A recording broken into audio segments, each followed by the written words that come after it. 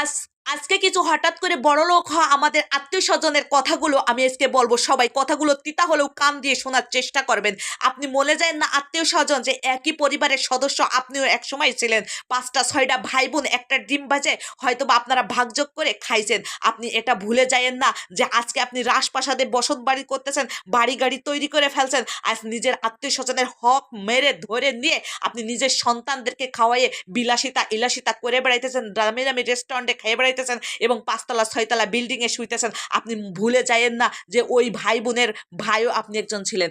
এইসব আত্মীয় স্বজনদেরকে ঘৃণা করেন। এইসব আত্মীয় স্বজনদের কাছে আমার এই মেসেজটা, আমার এই ভিডিওটা এত এত এত পরিমাণ যে শেয়ার করবেন তাদের কানের ভিতর যেন ঢুকে যায়। কারণ ওরা মানুষকে মানুষ মনে করে না, ওরা মানুষকে কুত্তার চেয়েও খারাপ মনে করে।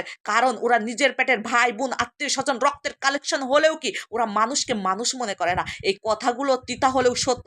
এরকমের হাজার হাজার আত্মীয় স্বজন, কোটিপতি বড়লোক আত্মীয় স্বজন আমাদেরকে শুধু ব্যবহারই করে যাচ্ছে, ব্যবহার করে ছুঁড়ে ফেলে দিচ্ছে। কারণ ওদেরকে দিতে পারলে, খাওয়াইতে পারলে, পড়াইতে পারলে ওরা ভালো, না পারলে খাওয়াইতে পারলে, পড়াইতে পারলে ওরা আমাদেরকে চারেনার মূল্য, দাম, সম্মান কিছুই দেয় না। কারণ ওই যে ওদের বাপ